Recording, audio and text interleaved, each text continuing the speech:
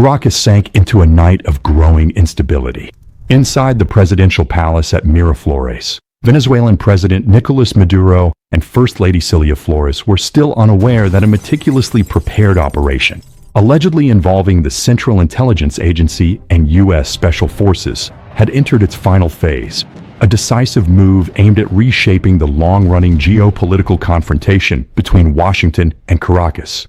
Just before dawn, powerful explosions tore through the sky near Simón Bolívar International Airport. U.S. F-35 Lightning II jets, reportedly operating from bases in Colombia, launched a sudden strike on the runway, disabling multiple Venezuelan military aircraft.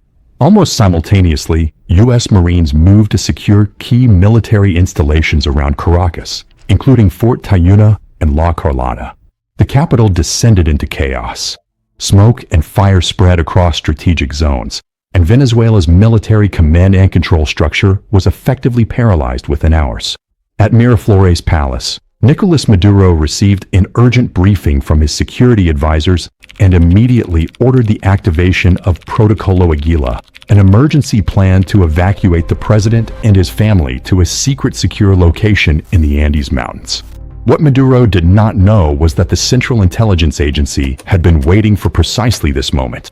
For months leading up to the operation, CIA operatives had been working covertly inside Caracas, posing as business figures and journalists, quietly penetrating Venezuela's internal communications networks. With support from cyber-offensive capabilities and satellite intelligence provided by the National Security Agency, U.S. intelligence gained effective control over the command and communication systems of FAS, the elite force tasked with protecting and extracting the president. A CIA asset operating under the codename Phantom, a former Venezuelan intelligence officer who had defected, had implanted malware into FAS's encrypted radio system. From that moment on, every emergency order flowing through the network was effectively under CIA control. At a covert site on the outskirts of Caracas, Phantom and a technical team initiated the decisive step, digitally replicating the voice of Colonel Ramirez, the FAS commander trusted implicitly by Maduro. Over what was believed to be a secure channel, the message was delivered. Mr. President, U.S. forces are closing in on Miraflores. A Black Hawk helicopter will arrive at the rear courtyard within 10 minutes to evacuate you and the First Lady to a secure location. Immediate movement is advised. Bring only essential items. Maduro raised no suspicion.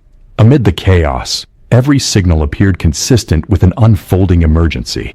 Security units around the palace, receiving the same instructions through the compromised system, swiftly moved to secure the landing zone. Minutes later, the sound of rotor blades cut through the air. A matte black UH-60 Black Hawk, bearing no Venezuelan insignia, descended into the rear courtyard of Miraflores Palace. Under the belief that FAS was executing a routine extraction, Nicolás Maduro and Cilia Flores were escorted aboard, unaware that the operation unfolding was not a rescue, but the final phase of a carefully orchestrated trap. But the truth emerged the moment the helicopter doors slammed shut. Under dim cabin lights, unfamiliar faces came into view. U.S. Special Operations troops wearing night vision goggles, Delta Force patches visible on their shoulders. The team leader, Captain Reyes, spoke with clinical calm. "Welcome, Mr. President. This is a CIA flight." Maduro froze. First Lady Cilia Flores attempted to resist, but was immediately restrained. The helicopter did not turn toward the Andes. Instead, it headed straight for the Caribbean Sea, where a U.S. naval vessel was already standing by. On the ground, as Venezuelan security forces tried to reach the real FAS, they realized, too late, that the entire system had been disabled. The operation concluded without a single shot fired. Aboard the USS Freedom, the Maduro couple were escorted into a temporary holding area. Still in shock, Nicolás Maduro muttered about conspiracy and reckoning. Captain Reyes replied tersely, "The game is over." Caracas descended into turmoil. To the outside world, Maduro had simply disappeared in the aftermath of the attack. Within intelligence circles, however, the operation quickly became legend, a stark demonstration of how power can collapse silently in a single night.